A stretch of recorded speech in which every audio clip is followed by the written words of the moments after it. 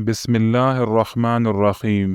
حضرت ابراہیم بن ادہم رحمۃ اللہ علیہ کو کچھ کھجوروں کی ضرورت تھی، جس کی وجہ سے اس نے مکہ مکرمہ میں ایک شخص سے کھجوریں خریدیں۔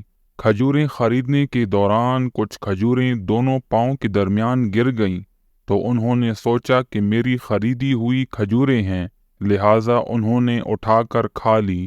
اس کے بعد حضرت ابراہیم بن ادہم بیت المقدس چلے گئے۔ وہاں آپ قبہ الصغریٰ میں داخل ہوئے۔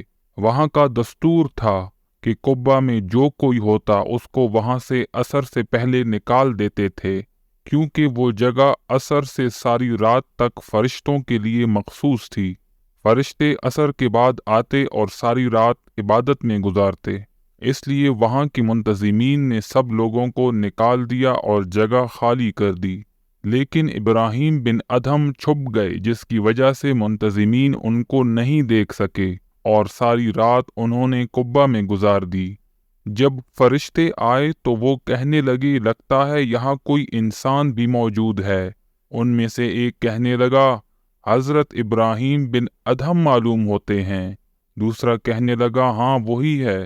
تیسرا کہنے لگا، یہ وہی شخص ہے جس کے اعمال روزانہ قبول ہو کر آسمان کی طرف آتے ہیں۔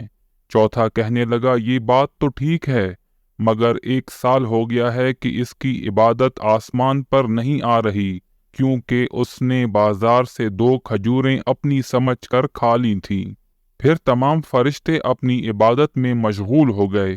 جب صبح ہوئی دروازہ کھولا گیا تو ابراہیم بن ادہم وہاں سے سیدھا مکہ مکرمہ تشریف لے آئے۔ مکہ پہنچ کر اسی دکان پر گئے جہاں سے کھجوریں خریدی تھیں۔ جب دروازے پر آئے تو دیکھا کہ ایک نوجوان کھجوریں بیچ رہا ہے۔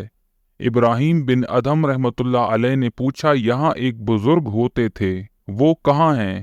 وہ نوجوان کہنے لگا، وہ تو فوت ہو گئے ہیں۔ پھر ابراہیم بن ادہم رحمۃ اللہ علیہ نے سارا قصہ اس نوجوان کو سنایا۔ اس نے کہا کہ ان کھجوروں میں سے میں نے اپنا حصہ معاف کر دیا، لیکن گھر میں میری ایک بہن اور والدہ ہے، ان کا بھی حصہ ہے۔ ابراہیم بن ادہم ان کے گھر بھی گئے اور ان کے سامنے سارا قصہ بیان کیا۔ انہوں نے بھی اپنا حصہ معاف کر دیا۔ اس کے بعد وہ دوبارہ بیت المقدس گئے اور اسی قبہ میں رہ کر رات گزاری۔ فرشتے آئے اور آپس میں کہنے لگے، یہ ابراہیم بن ادہم ہے، اس کی دعائیں قبول نہیں ہوتی تھیں، لیکن اب انہوں نے کھجوریں معاف کروا دی ہیں، لہٰذا اب ان کی دعائیں اور اعمال قبول ہونے لگے ہیں، اور اللہ نے ان کو اپنے درجے کی طرف لوٹا دیا ہے۔ یہ سب باتیں سن کر ابراہیم بن ادہم رحمۃ اللہ علیہ خوشی سے رونے لگے۔